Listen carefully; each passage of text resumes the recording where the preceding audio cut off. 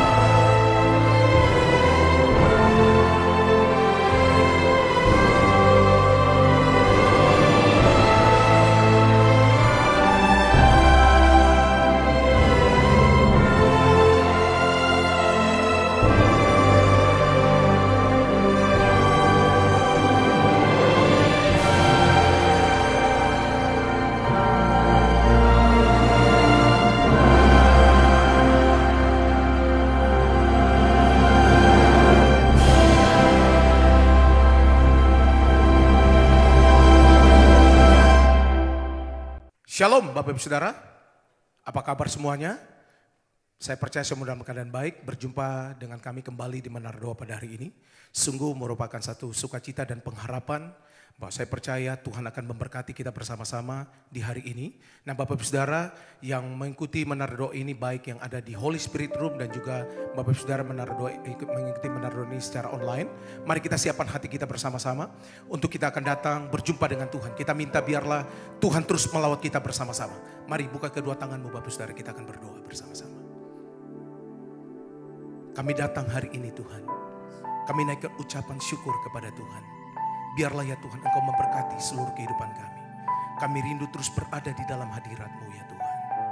Bawa kami ya Tuhan, untuk kami dapat menyembah-Mu di dalam roh dan kebenaran. Penuhi kami Roh Kudus. Sungguh Engkau Allah yang luar biasa buat kami. Biarlah Engkau bawa kami, Engkau penuhi kami dengan kasih-Mu. Biarlah hadirat-Mu memenuhi kami semua ya Tuhan. Baik yang ada di Holy Spirit Room, baik yang ada ya Tuhan di ya Tuhan online secara khusus ya Tuhan. Kau jamah, Engkau lawat kami semua ya Roh Kudus. Penuhi kami dengan kasih-Mu ya Tuhan. Mari kita datang kepada Tuhan, naikkan ucapan syukur kepada Tuhan Bapak Ibu Saudara.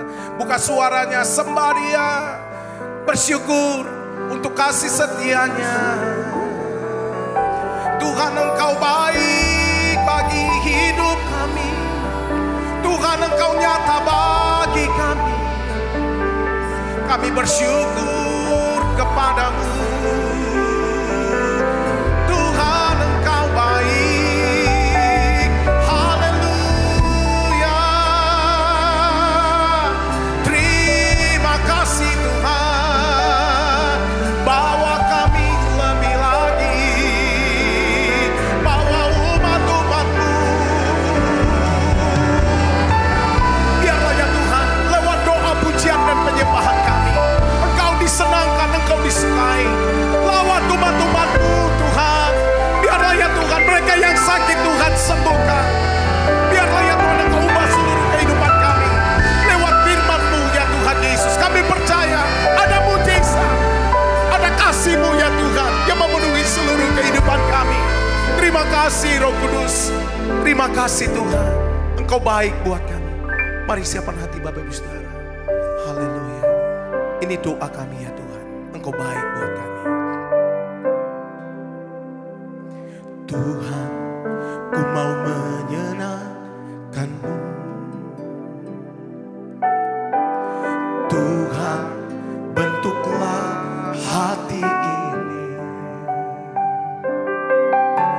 jadi bejana untuk hormat-Mu. Cemerlang bagai emas murni, Tuhan, ku serahkan hatiku. Semua ku berikan padamu. Kuduskan hingga tulus selalu, agar aku menyenangkan-Mu. Sembahdian menyenangkan-Mu, senangkan-Mu. Hanya itu kerinduanku, menyenangkan-Mu, senangkan hatimu. Hanya itu kerinduanku. Ini doa kami, mari bersama-sama katakan, Tuhan, Tuhan, ku mau menyenangkan-Mu. Tuhan, bentuklah hati ini jadi bejana untuk hormat-Mu. Cemerlang bagai emas murni,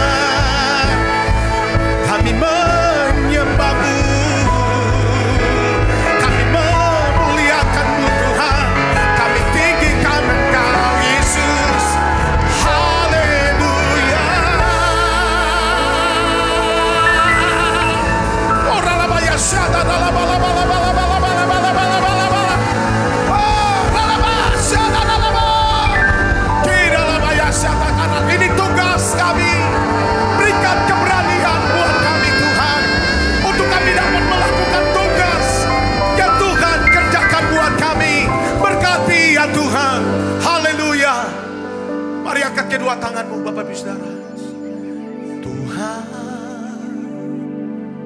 ini tugas kami,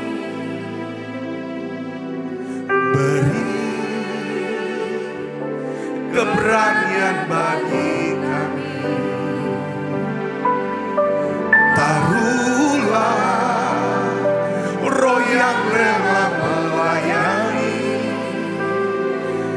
dan menyenangkan hati Tuhan, itu yang ku ingini. Tuhan,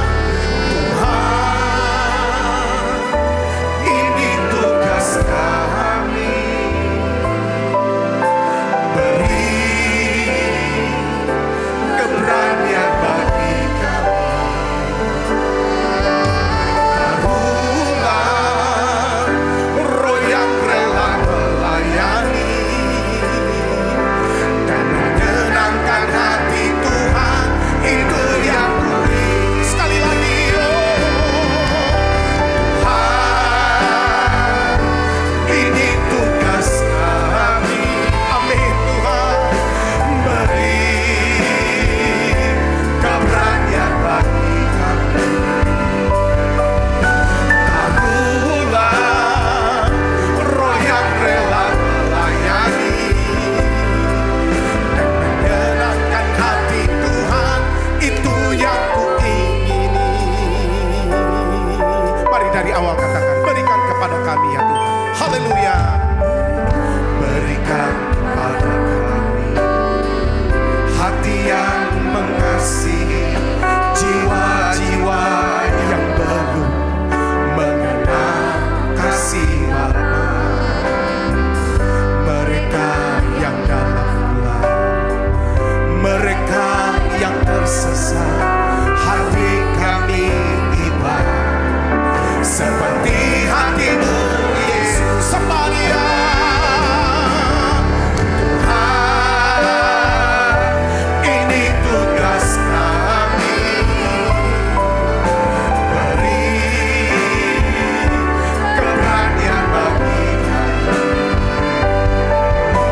Taruhlah roh yang rela melayani dan menyenangkan hati Tuhan, itu yang ku ingin. Sembahnya, haleluya. Tuhan, ini tugas kami, beri keberanian bagi kami. Taruhlah roh yang rela melayani dan menyenangkan hati Tuhan, itu yang ku ingini. Sembahnya, haleluya. Yes, Tuhan, ini tugas kami, beri keberanian bagi kami. Taruhlah roh yang rela melayani dan menyenangkan hati Tuhan, itu yang ku ingin. Oh haleluya. Tuhan, ini tugas kami, beri keberanian bagi kami.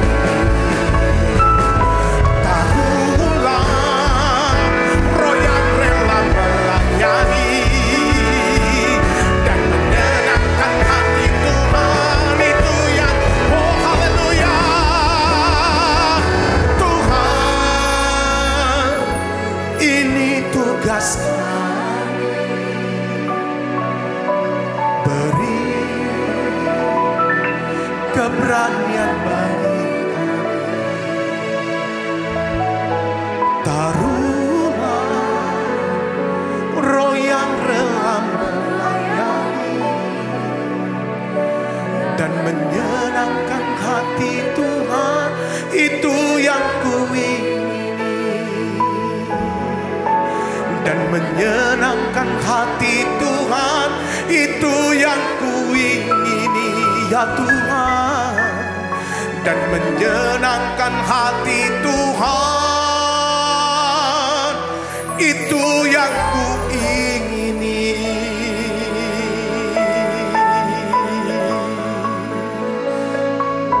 Biarlah seumur hidup kami mau melayani Tuhan. Pakai kami ya Tuhan, pakai kami. Roh Kudus bawa kami. Oh ralabata karalabaya syata karalabalabala. Genapi seluruh rencanamu dalam hidup kami Tuhan. Oh ralabaya syata karalabalabala. Sampai bumi penuh dengan kemuliaan-Mu. Mari bersama-sama.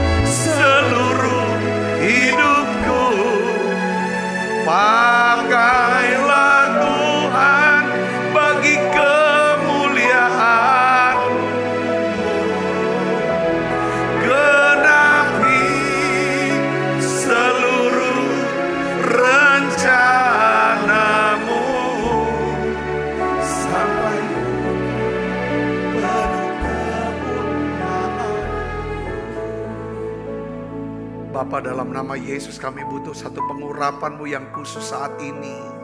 Di menara doa ini ya Tuhan. Supaya kami Tuhan diberikan hati-Mu. Ya Tuhan, di mana Engkau ya Tuhan mempeduli akan anak-anak-Mu yang terhilang. Biarlah ya Tuhan kami mau berdoa untuk setiap anak-anak-Mu ya Tuhan. Domba-domba-Mu ya Tuhan. Yang sudah terhilang ya Tuhan. Jauh dari Tuhan. Hari ini Bapa, dalam nama Yesus kami berdoa. Bawa mereka balik kembali ya Tuhan. Pakai setiap kami Tuhan untuk terus berdoa. Memanggil, mengajak mereka kembali kepada Tuhan. Bapa, aku berdoa dalam nama Yesus. Urapi setiap kami Tuhan. Urapi dan pakai kami. Untuk bisa mengenalkan Yesus kepada satu orang lagi ya Tuhan. Yang belum pernah mendengar ya Tuhan Injil-Mu ya Tuhan. Tuhan Yesus, biarlah seluruh orang-orang yang kami kasihi, keluarga kami, saudara kami, sahabat kami, semua rekan kerja kami, semuanya bisa mendengar Injil-Mu ya Tuhan. Semuanya bisa diselamatkan ya Bapa. Pakai kami semua Tuhan, pakai hidup kami. Urapi kami ya Tuhan. Kami mau menikmati ya Tuhan, menjalani hidup ya Tuhan. Ya Tuhan, sesuai dengan rencana-Mu, kehendak-Mu ya Tuhan. Hari ini aku berdoa untuk setiap anak-anak-Mu yang sakit, Tuhan sembuhkan. Dalam nama Yesus, yang terikat Tuhan lepaskan. Tuhan, yang depresi ya Tuhan, Tuhan sembuhkan, Tuhan pulihkan kembali. Terima kasih Tuhan, terima kasih. Ada satu terobosan yang Tuhan mau kerjakan di tengah-tengah hidup kami. Terima kasih Tuhan, urapi hamba-Mu untuk dapat mengajar kebenaran firman-Mu ini. Taruh pesan-Mu ya Tuhan. Taruh pesan-Mu, perkataan-Mu di dalam mulut hamba-Mu ini. Di dalam nama Yesus, semua kita yang siap menerima firman, hati gembira, sama-sama katakan amin. Di tangan yang meriah. Silakan duduk kembali Ibu Bapak. Shalom saudara. Saya ingin sharingkan tentang hidup yang berdampak. Hidup yang berdampak, hidup yang berpengaruh. Tentang pengaruh. Mengapa kok penting? Mengapa penting hidup kita berdampak? Mengapa pengaruh itu penting dalam hidup kita? Saudaraku, saya ingin bagikan orang yang berpengaruh pasti kehidupannya hebat. Hidupannya luar biasa. Katakan amin.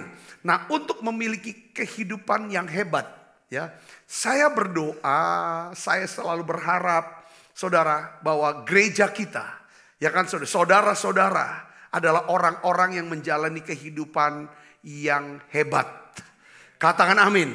Ya, oleh karena itu pasti saudara ada orang-orang yang berpengaruh, yang punya pengaruh besar.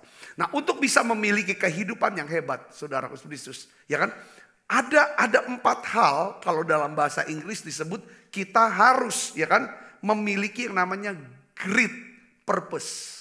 Great purpose. Saudara, bahwa kita harus memiliki tujuan yang besar.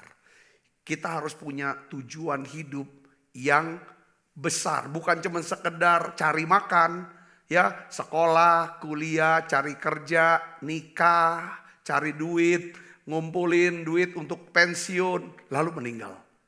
Itu kehidupan yang biasa. Tuhan mau saudara menjalani satu kehidupan yang dahsyat. Katakan amin. Caranya gimana? Harus punya tujuan yang lebih besar. Yaitu apa? Tuhan mau saudara, ya kan? Ya kan? Menjalankan amanat agung Tuhan Yesus Kristus. Itu tujuan yang besar kita. Katakan amin. Nah, untuk bisa jalankan tujuan yang besar, supaya banyak orang bisa ditolong oleh Tuhan, supaya banyak orang bisa diselamatkan oleh Tuhan lewat hidup kita, itu tujuan yang besar. Saudara dan saya harus hidup dalam apa? Great principles. Yaitu apa? Prinsip-prinsip yang hebat, yang dahsyat. Dari mana saudara dapatkan firman Tuhan? Katakan amin.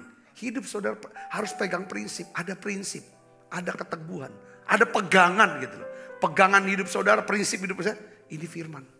Katakan amin. Kalau saudara jalani hidup sesuai dengan prinsip, punya tujuan besar, hidup dengan prinsip-prinsip firman, lalu saya percaya, saudaraku, Tuhan akan memberikan kita dengan kuasa yang besar, kuasa Roh Kudus, great power. Lalu Tuhan akan kirim kita orang-orang yang apa? Great people. Orang-orang yang hebat, yang dahsyat. Saya berdoa saudara hari ini kita mau renung dalam beberapa hari ke depan. Ya, bagaimana kita bisa menjadi orang-orang yang dilibatkan Tuhan untuk membangun kerajaan Allah. Seperti doa Tuhan Yesus di dalam yang waktu Yesus mengajarkan kita berdoa di Matius pasal 6, ya kan? Ya kan? Bapa kami yang ada di dalam surga, ya apa? Dikuduskanlah namamu. Lalu apa? Datanglah kerajaanmu. Di mana? Di bumi ini seperti di dalam surga. Maksudnya apa saudaraku? Tuhan ingin supaya kerajaannya itu bisa terjadi. Ya kan? Di bumi ini seperti di dalam surga. Artinya Tuhan mau dalam doa Bapa kami sebenarnya ada satu pesan, ada satu misi, ada satu tugas yang Tuhan beri kepada setiap kita untuk menjadi seorang yang membangun kerajaan Allah. Caranya gimana? Saudara beritakan Injil, saudara menjadi saksi Kristus, menyelesaikan amanat agung Tuhan Yesus Kristus, menjadi saksi Kristus yang efektif dan yang sukses. Nah, untuk bisa menjadi pembangun kerajaan Allah, menjadi saksi Kristus yang efektif dan sukses, saudara dan saya harus memiliki pengaruh. Harus jadi orang yang berpengaruh. Katakan amin. Orang yang berpengaruh. Nah, coba kita lihat di dalam Matius pasal 24 ayat 14. Ini ada satu kata. Dan Injil kerajaan ini akan diberitakan di seluruh dunia, menjadi kesaksian bagi semua bangsa. sesudah itu barulah tiba kesudahannya. Dan Injil kerajaan ini akan apa? Diberitakan ke seluruh dunia, menjadi kesaksian bagi semua bangsa. Sesudah itu barulah tiba kesudahan. Saya mau katakan begini saudara, sejarah manusia, sejarah dunia ini sedang bergerak menuju kepada apa? Klimaks. Jadi sejarah tuh jalannya tidak melingkar gini saudara, muter. Tetapi seluruh sejarah bergerak menuju kepada sebuah klimaks. Kata sejarah dalam bahasa Inggrisnya adalah history. His story. Dari kata his story. Cerita siapa? Cerita dia. Cerita tentang siapa? Yesus. Nah, tadi kita baca dalam perkataan Yesus dalam Matius pasal 24. Dikatakan, dan Injil kerajaan ini akan diberitakan ke seluruh dunia. Menjadi kesaksian bagi semua bangsa. Sesudah itu apa saudara? Barulah tiba kesudahannya. Jadi ketika ada orang terakhir yang mendengar Injil. Lalu orang itu menjadi percaya dan menerima Yesus Kristus sebagai Tuhan dan Juru Selamat pribadi. Maka tibalah kesudahan sejarah itu. Sekali lagi saya mau katakan begini, tujuan hidup, ya kan, tidak ada tujuan hidup yang lebih besar daripada menjadi seorang yang mendedikasikan hidupnya untuk melaksanakan dan menyelesaikan amanat agung Tuhan Yesus Kristus. Saya tidak bicara tentang saudara harus jadi pendeta. Saudaraku, tidak. Sejak saya jadi pendeta, saya tidak punya akses untuk bicara kepada apa? Saudaraku, kepala-kepala daerah. Waktu saya masih kerja, saya masih bisa punya akses dengan kepala daerah, para pejabat-pejabat sipil. Saya punya akses dengan TNI Polri pada waktu itu. Saudaraku, di dalam, mungkin saudara seperti saya dulu pengusaha, saya pengusaha dulu. Saya punya akses mereka, saya bicara. Saudaraku, saya ceritakan tentang siapa Yesus pada mereka.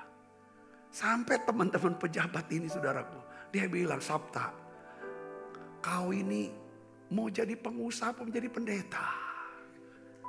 Ada beberapa bilang, kagak, dekat kamu ini selalu kamu sebut nama Yesus. Waktu itu saya nggak pusing, saya mungkin kesempatan terakhir aku ketemu sama bapak ini. Saya bilang saya mau dua-duanya sebenarnya Pak, kalau bisa. Jadi pengusaha juga, jadi pendeta juga.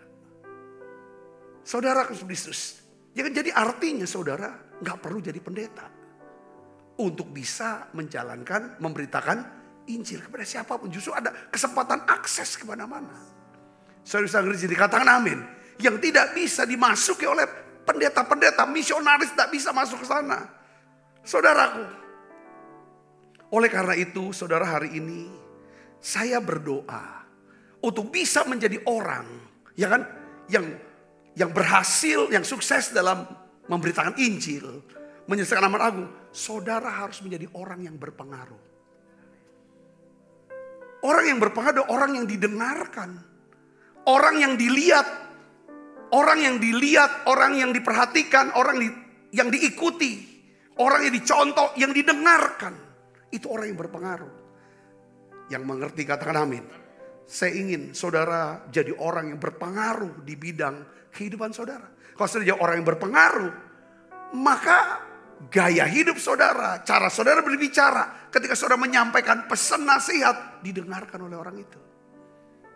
Injil bisa sampai di sana. Ya, saya ingin saudara berpengaruh di lingkungan keluarga, didengarkan di keluarga. Katakan amin. Di lingkungan pekerjaan saudara, di komunitas gereja, dalam dunia kerja saudara. Nah, saya ingin bagikan tentang dua hal aja yang perlu kita renung hari ini. Ya saudaraku, yaitu ada beberapa hal yang perlu kita pelajari tentang pengaruh. Kita bicara pengaruh dan hidup yang berdampak. Ya, kalau saudara punya pengaruh dengan baik saudara, saudara pasti menjadi orang yang sukses. Yang ngerti katakan amin. Ya kan, karena orang yang berpengaruh adalah orang yang diikuti, dituruti, didengarkan. Yang ngerti katakan amin. Saudara mau jual barang, kalau saudara punya pengaruh, saudara, apa yang saudara katakan, ya kan, untuk produk yang saudara tawarkan, mereka bisa percaya. Orang yang berpengaruh itu orang yang dipercaya, orang yang disukai, orang yang didengarkan, orang yang diikutin. Nah, hari ini kita belajar tentang pengaruh. Saudara, kalau kita udah gak ada pengaruhnya lagi dalam hidup kita, selesai.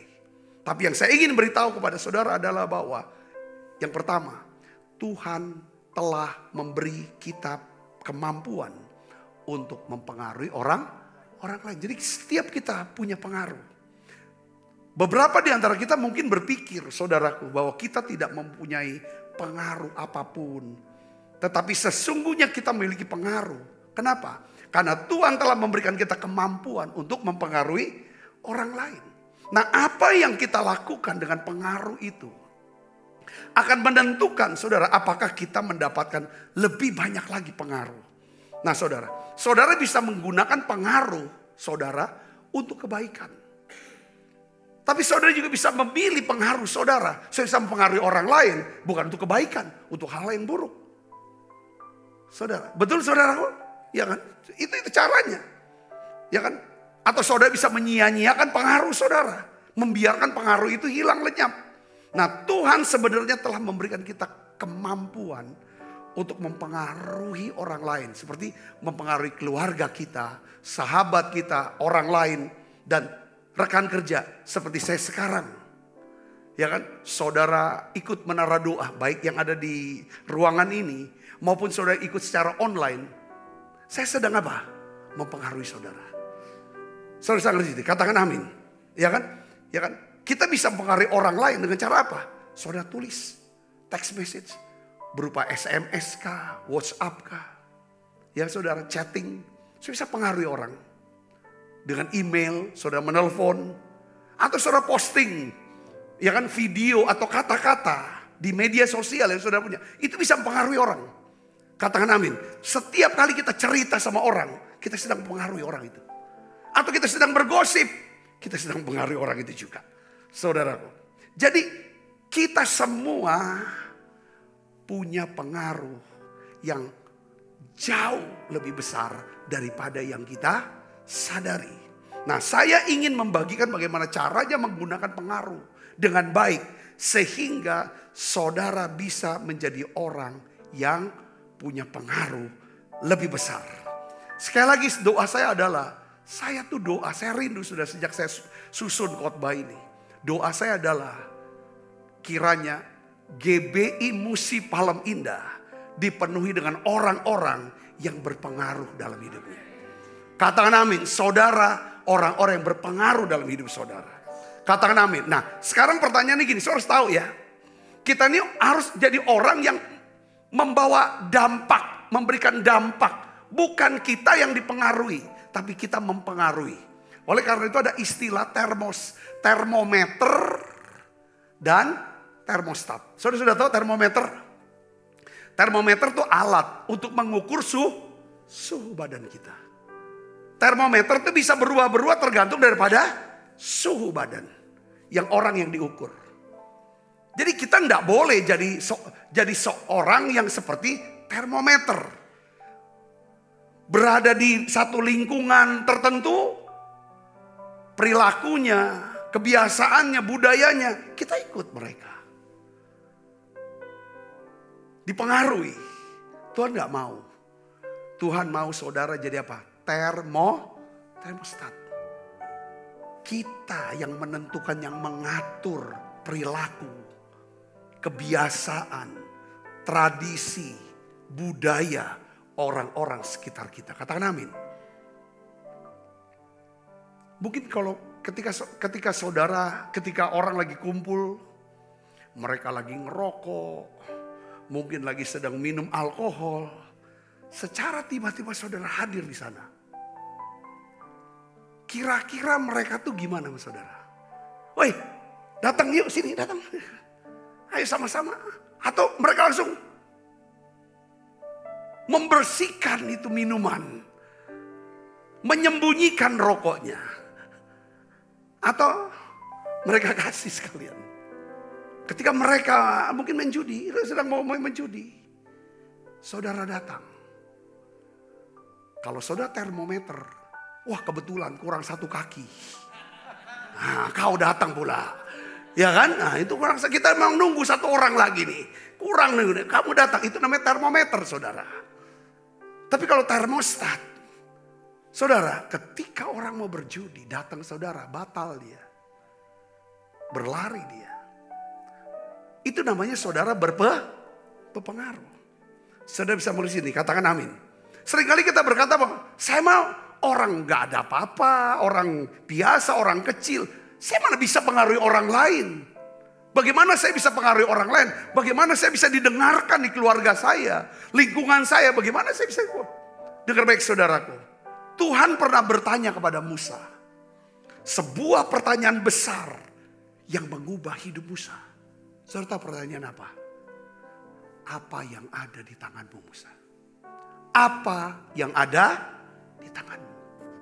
Kita baca Keluaran pasal 4 ayat 1 sampai 2. Kita baca sama-sama. 1, 2, 3. Lalu saud Musa, bagaimana jika mereka tidak percaya kepadaku dan tidak mendengarkan perkataanku, melainkan berkata, Tuhan tidak menampakkan diri kepadamu. Kalau orang ngomong, Tuhan menampakkan diri padamu. Gimana orang mau dengarkan saya? Bagaimana saya bisa mempengaruhi orang Israel yang begitu keras kepala? Gak mungkin. Siapa aku? Tuhan bilang begini. Tuhan berfirman kepada saudara, baca yang keras. Tuhan berfirman kepadanya, apakah yang ada di tanganmu? Jawab Musa apa? Tongkat. Saudara tahu, Tuhan bilang. Tuhan bertanya juga pada kita, apa yang ada di tangan kita? Kita bisa jawab, apa yang ada di tangan kita? Kenapa Tuhan tanya seperti itu? Saudara, Tuhan mau pakai kita seperti dia pakai Musa. Dari apa yang ada di tangannya. Lewat tongkat. Saudaraku, Musa mengubah air jadi darah. Yang membuat Firaun kaget. Sampai akhirnya lewat tongkatnya, saudara. Ya kan? Apa yang terjadi saudaraku? Musa bisa memimpin orang Israel keluar menyeberangi laut terbang. Tongkat Musa. Saudaraku, yang membuat laut Teberau menjadi ketika Tuhan bilang angkat tongkatmu ke arah laut. Saudaraku Yesus Kristus, Tuhan mau memakai saudara seperti Tuhan memakai Musa. Saudaraku, ya kan? Tuhan selalu tanya, ya kan? Tuhan ingin memakai apa yang ada di tangan kita untuk tujuan yang besar. Saudara mau katakan amin, tujuan yang besar. Ya kan? Di atas prinsip-prinsip hidup yang besar. Dengan kekuatan kuasa yang besar. Bersama sekelompok orang-orang yang hebat di tengah-tengah kita. Yang ngerti katakan amin, ini hidup yang besar. Saya juga ngalami saudara dalam hidup saya lihat sampai hari ini Tuhan pimpin. Ya Tuhan semua memberkati dengan pelayanan. Ya kan, yang memiliki dampak yang luar biasa saudaraku. Ya kan, jiwa-jiwa. Ya kan, segala fasilitas sarana daripada ibadah, gedung gereja. Ditambah pelayanan-pelayanan lain seperti sekolah. Saya melihat saudara Kristus, semua itu dimulai daripada apa? Tuhan tanya, apa yang ada di tangan kamu?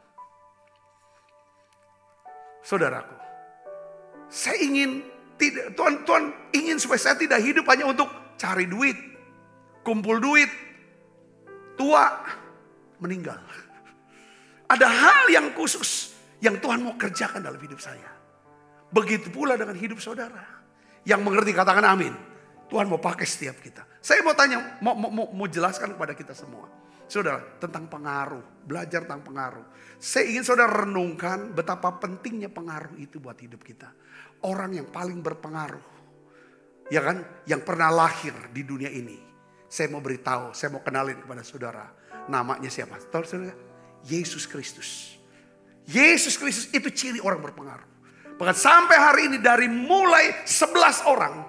Dia pilih dari 12 orang ini. Ya, yang satu check out. Yudas Iskariot check out. Tinggal 11. Dari 11 orang ini saudaraku. Hari ini ada kurang lebih hampir 3 miliar orang Kristen yang mengaku percaya bahwa Yesus itu adalah Tuhan. Saudara, lebih daripada sepertiga penduduk dunia. Kekristenan, orang Kristen itu orang terbanyak di seluruh dunia. Lembaga terbesar di dunia. Bagaimana bisa saudara? Padahal Alkitab sudah dibakar, sudah diejek dengan tulisan Voltaire, dengan segala dia punya alat percetakan Voltaire itu saudaraku. Ya kan? Dia kan percetakan yang dia cetak kali dibakar semua segala macam. Mengalami penganiayaan orang Kristennya. Tapi sampai hari ini, kenapa kok mengalami pertumbuhan? Ini manusia yang punya pengaruh hebat. Nah sekarang kita lihat dari Yesus, kita lihat begini kan. Jadi pengaruh itu apa? Kita lihat Yesus saja. Pertama, pengaruh bukanlah posisi atau jabatan. Kita lihat, Yesus orang yang berpengaruh. Apakah Yesus punya posisi? Punya jabatan? Tidak ada. Di sinagoga, apakah dia imam besar di sinagoga? Bukan, Kayafas imam besar. Gak ada jabatan. Jabatan di pemerintahan gak ada. Tetapi Yesus sangat berpengaruh. Kemana saja Yesus pergi, Alkitab katakan berbondong-bondong orang mengikuti dia. Ketika dia berbicara, begitu banyak orang mendengarkan. Alkitab katakan saudara, semua orang-orang sakit ditaruh di jalan-jalan. Orang-orang yang terikat oleh kuasa gelap diletakkan di pinggir jalan. Dan mereka percaya bahwa Yesus sanggup melepaskan mereka, menyembuhkan mereka. Dan Alkitab beberapa kali Alkitab tulis, semuanya disembuhkan. Semua orang disembuhkan. Powerful. Dia punya pengaruh. Ya kan? Jadi pengaruh itu bukan posisi atau jabatan. Ada orang punya jabatan, punya posisi, tetapi perkataannya tidak didengarkan. Ya kan saudara, mereka tidak punya pengaruh. Yang kedua, saudara, saya mau kasih tahu, pengaruh itu bukanlah kekuasaan. Ya kan, pengaruh itu bukan otoritas. Saya kasih contoh begini. Sebagai seorang ayah, ya, kita memiliki otoritas, punya kekuasaan, punya power. Betul saudara? Ya kan? Tetapi hal itu tidak berarti bahwa kita punya pengaruh atas anak-anak kita. Perhatikan bapak-bapak, ibu-ibu. Ibu bapak sebagai orang tua punya otoritas, punya power, punya kekuasaan atas anak-anak. Tapi belum tentu orang tua itu punya pengaruh atas anak-anaknya. Saya kasih contoh yang gampang begini. Ya kan? Untuk bisa nyuruh anak-anak saudara tidur, masuk kamar, tidur. Itu anak-anak tuh perlu dibentak, perlu dimarahin, perlu diancam. Baru mereka mau tidur. Itu artinya apa? Untuk perintahkan anak-anak tidur, saudara pakai apa? Bukan pakai pengaruh, tapi pakai apa? Otoritas. Pakai power. Ya saudaraku. Tetapi ketika saudara bisa berkata, nah ini udah jam 8 loh, jam 9 loh. Tidur ya sayang. Tidak perlu pakai ancaman, gak pakai bentakan, gak pakai intimidasi. Mereka pergi tidur. Besok pagi mereka bangun pagi, bereskan kamar, beres semua, dan siap-siap mau sekolah. Kenapa mereka lakukan seperti itu? Itu namanya saudara sebagai orang tua, kita sebagai orang tua. Bukan pakai otoritas sama anak, tapi pakai apa? Pengaruh. Pengaruh. Kenapa mereka mau dipengaruhi oleh kita? Karena mereka lihat. Karena mereka menghormati kita. Mereka mempercayai kita. Mereka menghargai kita. Karena kita sudah jadi apa? Teladan baik buat mereka. Katakan amin. Kita nggak perlu ancam-ancam. Kalau kau udah pergi ke gereja, nak ya, masih kecil, masuk neraka nanti. Itu jangan terlalu orang tua tuh, banyak orang manusia karena dia nggak punya pengaruh, dia pakai otoritas dia. Saya bisa ngerti sini, katakan amin. Kalau dikit-dikit mengancam, itu namanya dia pakai power dan otoritas. Yang ketiga, jadi pengaruh itu, ya kan? Bukanlah popularitas. Karena orang yang populer, Saudaraku, ya kan? Belum tentu orang yang terkenal, belum tentu dia punya pengaruh. Katakan amin. Iya, orang yang terkenal, orang banyak tahu namanya. Ya kan? Orang banyak ngikutin dia di media sosial, tapi belum tentu dia punya pengaruh. Kita lihat ada orang satu pemimpin terkenal. Ya kan, seorang cukup terkenal. Populer sekali. Saudaraku, bahkan dia dipilih untuk jadi kepala. Ketika dia ada di keramaian, kerumunan orang, di tengah-tengah rakyatnya, nggak ada yang negor, diam aja semua. Dia ada di angkutan umum, nggak ada yang nyapa. Artinya, saudara, pengaruh itu bukan tentang popularitas. Saya bisa ngeri sini, katakan amin. Yang keempat, pengaruh juga bukan tentang kekayaan. Kita berpikir kalau kita kaya, kita bisa pengaruhi orang. Pak, tenang Pak, kalau dia bisa diselamatkan Pak, dia ini orang kaya, itu akan banyak orang bisa jadi masuk gereja Bapak. Belum tentu. Saudara bisa ngerti sih, katakan amin. Wah, dia ini pejabat tinggi Pak, kalau kita bisa menangkan dia, nanti banyak orang bisa jadi anggota gereja kita. Belum tentu saudara untuk hal itu. Ya, saudara, ada banyak orang memiliki kekayaan, tapi belum tentu mereka punya pengaruh yang besar. Ya kan saudara, tetapi ada orang yang mungkin dia hartanya sangat sedikit, tapi dia bisa pengaruhi satu bangsa, satu negaranya. Siapa namanya? Mahatma Gandhi. Saudara, Mahatma Gandhi, pejuang kemerdekaan. Dia bukan orang kaya, tidak punya jabatan apa-apa, tapi dia bisa gerakan saudaraku. India, ya kan? Dia yang buat satu pemikiran melawan daripada penjajah Inggris. Sehingga India bisa merdeka. Paus Yohanes Paulus. Saudaraku, tidak ada kekayaannya. Dan banyak orang saudaraku yang Yesus. Jadi ini tentang pengaruh. Yang kedua, saya ingin beritahu tentang pengaruh begini. Tuhan ingin saudara menggunakan pengaruh yang Tuhan berikan kepada kita. Coba kita baca Matius 5 ayat 16. Kita baca sama-sama yuk saudara. 1, 2, 3. Demikianlah hendaknya terangmu bercahaya di depan orang. Supaya mereka melihat perbuatanmu yang baik. Dan memuliakan Bapakmu yang di surga. Saudara, di sini Tuhan Yesus berkata, hendaklah terangmu bercahaya di depan orang. Ini bicara tentang pengaruh, terangmu. Ya kan? Tuhan ingin saudara dan saya tidak menyia-nyiakan pengaruh yang telah Tuhan berikan kepada kita. Tuhan ingin cahaya kita bersinar menerangi orang-orang sekelilingnya. Maksudnya apa saudara? Hendaklah kebaikan hatimu dirasakan semua orang. Itu Tuhan mau. Katakan amin saudara. Seorang bisa tahu. Yang orang bisa rasakan. Yang saudara. Bukan seberapa banyak kita bisa omong. Kita bisa punya apa. Saudaraku, orang akan ingat. Orang tuh akan ingat. Kalau dia bisa rasakan kebaikan hati saudara. Ini nama pengaruh. Saudara, ini pengaruh. Saudaraku. Matius 5 ayat 13 katakan. Kamu adalah garam dunia. Ya, jika garam itu menjadi tawar, dengan apakah ia diasinkan? Tidak ada lagi gunanya selain dibuang dan diinjak orang. Kita tahu bahwa fungsi daripada garam itu ada 3. Ya saudara, pertama apa? Mengawetkan.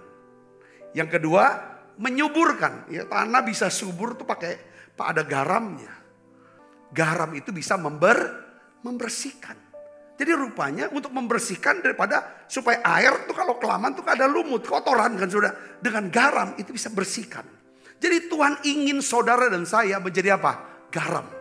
Punya pengaruh seperti garam yang bisa mengawetkan, menyuburkan, membersihkan kebiasaan-kebiasaan sekitar kita. Saudara, tradisi-tradisi, perilaku-perilaku, budaya-budaya yang merusak. Saudara, yang merusak dunia ini. Ketika saudara hadir sebagai garam, saudara mengawetkan, membuat mereka memiliki hidup yang kekal. Menyuburkan, mereka menjadi orang-orang yang berbuah, berguna, berdampak buat banyak orang. Katakan amin, itu fungsi garam. Membersihkan, mereka bisa dibawa ke Tuhan. Ngaku ke Tuhan. Ayo datang ke Tuhan, akui semua kesalahanmu. Minta kuasa darah Yesus menyucikan. Fungsi garam adalah menyucikan mereka. Kita yang mendorong mereka, bukan menghakimi mereka, tapi membawa mereka kepada Kristus. Supaya mereka menerima apa? Penyucian dari darah Yesus. Yang mengerti katakan amin. Tujuan saudara, tujuan orang-orang saudara menggarami daging sapi. Sekarang nih yang dry age itu loh. Daging saudara itu yang di dry age itu kan daging tuh harganya lebih mahal. Untuk bisa daging dikeringkan itu kan karena dia dikasih garam. Jadi fungsi garam itu, kalau kita jadi garam, hidup orang jadi terangkat. Hidup dia yang tadinya di bawah naik. Secara ekonomi dia naik. Kita punya pengaruh yang membawa orang naik status sosialnya. Dulu gak dilihat orang, gak didengar orang, bukan siapa-siapa. Ketika saudara memberikan pengaruh kepada orang ini. Orang ini menjadi orang yang didengarkan, dilihat, diperhatikan. Naik status sosialnya. Saudara, katakan amin. Ini fungsi garam. Saudara bisa mengerti ini, katakan amin. Ya ini. Tapi kalau misalnya saudara daging itu gak digaramin. Saudara digantung seperti itu, ya busuk. Dunia kita. Dia kan tradisi, budaya, perilaku. Dunia sekitar kita. Saudaraku, mereka tuh butuh pengaruh. Ya kan, dalam bentuk apa? Terang dan garam dalam hidup kita. Saudara mau pakai pengaruh saudara untuk jadi garam. Angkat nasib orang lain. Kalau saudara bisa angkat nasib orang, saudara sudah memberikan pengaruh seperti apa? Sebuah garam. Nilai daripada daging yang tidak digarami, saudara lebih rendah. Ketika daging digarami, harganya lebih tinggi. Ketika saudara bisa menggarami, mempengaruhi orang-orang, nasibnya bisa lebih terangkat. Nama Tuhan dipermuliakan dalam hidup mereka. Ini hal yang Tuhan sedang cari hari-hari ini. 10 tahun ke depan, sampai 2033. Apakah saudara mau berkomitmen? Berdoa untuk jiwa-jiwa. Layani Tuhan dengan sungguh-sungguh. Ayo kita menjadi berkat buat banyak orang. Dengan cara apa? Kita ngerti aku mau jadi orang yang memberikan pengaruh. Ya kan? Pengaruh baik. Menjadi terang. Terang bicara apa? Ada perbuatan baik yang aku lakukan. Jadi garam. Aku akan lihat mereka akan hidupnya awet. Pekerjaannya awet. Pelayanannya awet. Aku akan jadi garam. Katakan amin saudara. Ya kan? Bagaimana mereka bisa jadi subur, makin berbuah. Bagaimana mereka bisa punya nilai, nasib yang terangkat semuanya. Ini doa saya. Untuk saudara semua jadi orang-orang yang berpengaruh.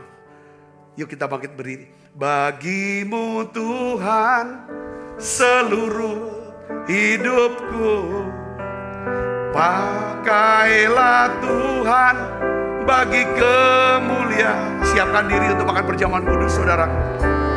Genapi seluruh rencanamu sampai bumi penuh kemuliaan.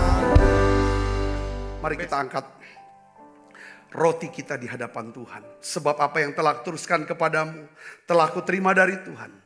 Yaitu bahwa Tuhan Yesus pada malam waktu ia diserahkan mengambil roti, angkat roti. Dan sudah itu ia mengucap syukur atasnya. Ia memecah-mecahkannya dan berkata, inilah tubuhku yang diserahkan bagi kamu. Perbuatlah ini menjadi peringatan akan aku. Saudaraku, bukankah roti tangan kita ada persoalan kita dengan tubuh Kristus? Mari kita makan dalam nama saya.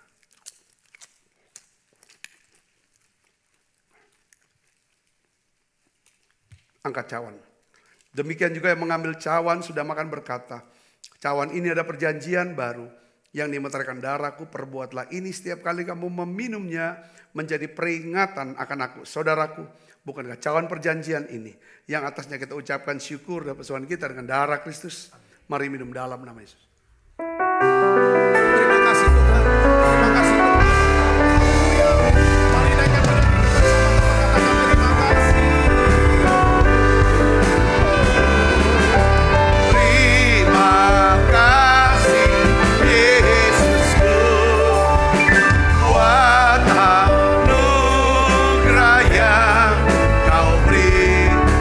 Hari ini Tuhan adakan